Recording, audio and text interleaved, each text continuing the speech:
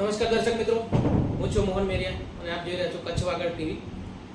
આજે આપણી સાથે કચ્છ જિલ્લાના એક એવી સંસ્થાના પ્રમુખ આપણી સાથે જોડાયેલા છે, કચ્છ બુલિયન ફેડરેશન. આ ફેડરેશન સોના ચાંદીના જે વેપારીઓ છે એમની સાથે જોડાયેલી સંસ્થા છે. સર, પહેલા તો આપનું પૂરું પરિચય દર્શક મિત્રોને આપશો. મારું નામ રાજેશ ચંદુલાલ વાટડિયા છે. કચ્છ બુલિયન ફેડરેશન નામની જિલ્લાના વેપારીઓ સાંકળતી સંસ્થાઓનો હું પ્રમુખ તરીકે અત્યારે જવાબદારી નિભાવું છું. ઓકે, અને ખાસ કરીને જે વેપારીઓનું આજે તમારું એસોસિએશન છે, તો આનો ઉદ્દેશ્ય શું હોય છે અને હાલમાં કયા પ્રકારની પ્રવૃત્તિઓ તમારા ફેડરેશન દ્વારા ચાલી રહી છે? કચ્છ બુલિયન ફેડરેશન છે ને એ રિટેલ વેપારીઓના હિતોને સાંકળતું એક સંગઠન છે.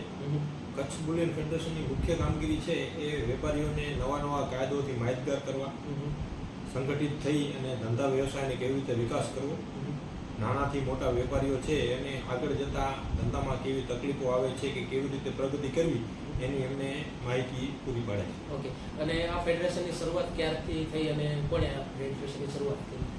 ફેડરેશનની શરૂઆતની વાત કરીએ તો સૌપ્રથમ આ ફેડરેશનનો વિચાર પ્રાણલાલભાઈ નરભેરામભાઈ સોની ભુજ ખાતે જે એમને વિચાર આવેલો અને આ 20 વર્ષ પહેલાંની વાત છે. ત્યારબાદ અમે એક એડહોક કમિટી બનાવી અને ધીરે ધીરે એ લગભગ આ 14 વર્ષથી આ સંસ્થાએ કચ્છના વેપારીઓ સાંકળતી એક વ્યવસ્થિત સંસ્થાનું રૂપ લીધું અને એના ચાર્ટર પ્રમુખ તરીકે અંજારના હરિલાલ લખમજીભાઈ સોનીએ સૌથી પ્રમુખ તરીકે એમની જવાબદારી ઉપાડી. ત્યારબાદ આ સંસ્થા ઉત્તરોત્તર નવા પ્રમુખો સાથે કામગીરી કરતી આવે છે. હાલમાં અત્યારે એ જવાબદારી મારી પાસે આપ કેટલા સમયથી પ્રમુખ પદની જવાબદારી સંભાળી રહ્યા છો? આ 4 મહિનાથી મને અત્યારે પ્રમુખ પદની જવાબદારી મળેલી છે. અને હાલમાં કચ્છમાંથી અંદાજિત કેટલા વેપારીઓ આપણી ફેડરેશન સાથે જોડાયેલા છે? કચ્છમાં અંદાજિત 1000 થી 1200 વેપારીઓ છે એ કચ્છ બુલિયન ફેડરેશનથી સંકળાયેલા. ઓકે, ખાસ કરીને વાત કરીએ તો હમણાં કંઈક તમારા ફેડરેશનના એક સંમેલનની ચર્ચા ચાલી રહી છે, તો શું છે આ સંમેલન અને શેના માટે સંમેલન આયોજિત થઈ રહ્યું છે? 15/9/2024 ગાંધીધામ ખાતે ગુર્જર ક્ષત્રિય હોલમાં અમે એક જિલ્લા કક્ષાનો સેમિનાર કરી રહ્યા છીએ. એ સેમિનારનું શીર્ષક છે કેઝ્યુઅલ ટુ કોર્પોરેટ. એનું એન્કરિંગ કરે છે પરેશભાઈ રાજપરા, જે મોટિવેશનલ સ્પીકર છે અને બિઝનેસ કોચ પણ છે. અત્યારે જ્વેલરી ધંધામાં જઈને અનેક ઘણા અમારે પડકારો આવી ગયા છે. કાયદાની રીતે BIS હોલમાર્ક HUID આવેલું છે અને એની સાથે અત્યારે રિટેલ ધંધામાં કોર્પોરેટ જ્વેલર્સનો ધીરે ધીરે દબદબો વધતો જાય છે અને નાના વેપારીઓ છે ને આ થોડા ધંધાથી નબળા પડતા જાય છે. તો નાના વેપારીઓને મજબૂત કરવા માટે અને એમને કોર્પોરેટ સામે કેવી રીતે આપણે ધંધો કરવો, એમના સામે કેમ ટકી રહેવું, એના માટેનો અમે બહુ સરસ સેમિનાર આગામી રવિવાર 15/9 યોજેલો છે. અને એમાં વેપારીઓને જે પણ તકલીફો અથવા તો કેવી રીતે તમારે કોર્પોરેટ સામે વાત ભેળવી એના માટે અમે એક સરસ 4 કલાકનો વર્કશોપ સેમિનાર આયોજન કર્યો છે. ઓકે, એટલે સેમિનારનો ઉદ્દેશ છે કે અહીંયા જે પણ વેપારીઓને ખાસ કરીને કોર્પોરેટ કંપનીઓ દ્વારા જે મોટા શોરૂમ ચાલુ કરવામાં આવે છે, તો જેથી કરીને નાના વેપારીઓને જે ખરેખર કસ્ટમર મળવા જોઈએ એની જગ્યાએ કસ્ટમરો બધા મોટા શોરૂમો તરફ જતા હોય છે. તો એ ધીરે ધીરે કરીને કહી શકાય કે નાના વેપારીઓ સાથે અન્યાય થઈ રહ્યો ઇત્યાદનો એવો માહોલ ધીરે ધીરે વર્તાઈ રહ્યો છે. તો એની સામે બાદ ભીડવા માટે અને એનામાં કેવી રીતે વેપારીઓને આગળ લાવવા માટે કરી શકાય એના માટેનું આયોજન છે. તો ખાસ કરીને વેપારી મિત્રોને શું સંદેશ છે તમારો? આવા વર્કશોપ સેમિનારો છે ને એ હવેના સમયમાં બહુ અગત્યના થઈ ગયા છે. અત્યારે ટેકનોલોજી સાથે વેપાર બહુ અગત્યનો થઈ ગયો છે. હવે અત્યારના આપણા લોકલના નાના વેપારીઓ છે ને એ ટેકનોલોજીને એટલો ઉપયોગ કરતા નથી અને મોટા વેપારીઓ હોય, ભલે જ્વેલર્સ હોય કે કોઈ પણ બીજા વ્યવસાય હોય, અત્યારે એ લોકો ટેકનોલોજી સાથે કામ કરે છે. અમારો અત્યારે મુખ્ય હેતુ આ સેમિનારનો એવો છે કે તમે ટેકનોલોજી અપનાવી અને ધંધાનો વિકાસ કરો. આગામી સમય છે ને એ ડિજિટલ થઈ ગયો. બિલકુલ. અને એ જો નહીં અપનાવી તો આપણે ધીરે ધીરે પછાત થઈ જશું અને આપણો ધંધો ધીમે ધીમે ભાંગતો જશે. એટલે અમારા વેપારીઓનો અમારે કહેવાનો એક જ હેતુ છે કે તમે ટેકનોલોજી સાથે ધંધાનો વિકાસ કરો તો આગળ જતાં તમારી પેઢી પણ આ બધા વ્યવસાયમાં ટકી શકશે. બિલકુલ.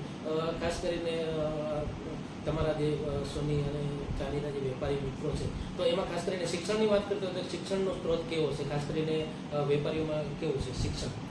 શિક્ષણમાં જિલ્લા લેવલે શિક્ષણ અત્યારે જૂની વાત તો નથી, પણ અત્યારે તો શિક્ષણમાં બહુ પ્રગતિ આવેલી છે અને જનરલ કારણ કે તમે જે રીતે વાત કરી રહ્યા છો કે હવે ધીરે ધીરે આ વ્યવસાયમાં પણ ટેકનોલોજી આવી રહી છે, તો ટેકનોલોજીની સાથે સાથે શિક્ષણ હોવું બહુ જરૂરી છે. કારણ કે ઘણા બધા ઇન્સ્ટ્રુમેન્ટ એવા છે, ઘણા બધા ઇલેક્ટ્રોનિક ઇન્સ્ટ્રુમેન્ટ અત્યારે આવી ગયા છે કે જેનું જો અગર તમે શિક્ષણ નહીં હોય તો એ ઇન્સ્ટ્રુમેન્ટ ચલાવવા પણ ધીરે ધીરે મને લાગે છે કે ઘણું અઘરું પડી જશે. અને આમ તો જોવા જાવ તો સોના ચાંદી એક બહુ અઘરો વ્યવસાય છે, કારણ કે એના માટે ઝીણવટપૂર્વકનું જે કામ કરવું, એ નકશી કરવી, એ મહેનત છે ખરેખર બહુ જે પેઢીઓથી કરતા હોય એ જ વેપારીઓ આ કામ કરી શકતા હોય છે.